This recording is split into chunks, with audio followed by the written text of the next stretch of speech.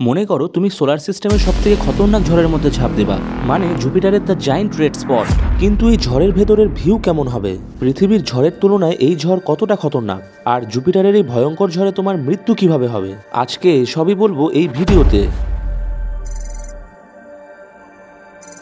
প্রথমত, জুপিটারের এই big red spot এতটাই বড় যে এটা একটা গোটা পৃথিবীকেই গিলে নিতে পারে। কিন্তু এই ঝড় আগে আরো বড় ছিল এবং তখন 3টে পৃথিবীকে গিলে নেওয়ার ক্ষমতা রাখত। কিন্তু ধীরে ধীরে এটার সাইজ ছোট হয়ে যাচ্ছে। তবে তার মানে এটা না যে তুমি এটাকে ছোট ভাবো, এটা পৃথিবীর হ্যারিকেন ঝড় থেকেও 5 গুণ বেশি শক্তিশালী। প্রথমত ভাবতে হবে তুমি সেখানে যাবা কিভাবে। সেখানে যেতে হলে গ্যালিলিও স্পেসক্রাফটের পথ ধরে তোমায় যেতে হবে, যেটা 1989 সালে লঞ্চ করা হয়েছিল, এবং সেখানে পৌঁছাতেও 6 বছর সময় লেগে যাবে। তারপর তুমি গিয়ে পৌঁছাবা জুপিটারের চাঁদ ইউরোপাতে। ঠিক এ সময় পৃথিবী থেকে ফুল মুন যতটা বড় দেখায় তার চেয়েও 20 গুণ বড় দেখাবে জুপিটারকে ইউরোপা থেকে। এখন আরো সামনের দিকে এগোতে থাকলে তুমি সেই বিশাল রেড স্পটকে দেখতে পাবা।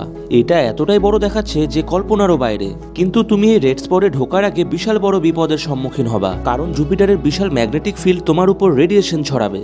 তাই রেডিয়েশন থেকে বাঁচতে হলে তোমার স্পেস স্যুটকে খুবই হাইলি অ্যাডভান্স হতে হবে। কিন্তু যতই অ্যাডভান্স হোক, তুমি যখন ঝড়ে ঢুকেই পড়েছো তখন তুমি বুঝবে যে তুমি কত বড় ভুল করেছো। কারণ এই ঝড় 50টা মারিয়ানা ট্রেঞ্জের মতো গভীর। আর তোমরা তো মারিয়ানা ট্রেঞ্জের ব্যাপারে জানোই, যেখানে প্রায় 2টা মাউন্ট এভারেস্ট ফিট হয়ে যাবে। এখন যেহেতু ঝাঁপ দিয়েই দিয়েছো, বেরোনোর তো পথ নেই।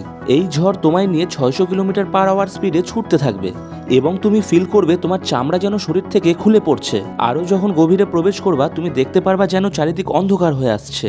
এখানকার অ্যাটমসফিয়ারিক প্রেশার ঠিক গভীর সমুদ্রে ডুব দিলে যেমন প্রেশার হয় ঠিক তেমনি, এবং টেম্পারেচার প্রায় -100 ডিগ্রি সেলসিয়াস। এরপর যত ভিতরে ঢুকতে থাকবে অ্যাটমসফিয়ারিক প্রেশার তত বাড়তে থাকবে, বাড়তে পৃথিবীর 10 গুণ হয়ে যাবে। গ্যালিলিও স্পেসক্রাফট এই এনভায়রনমেন্টে এসে পুরো ভেপোরাইজড হয়ে গেছিল।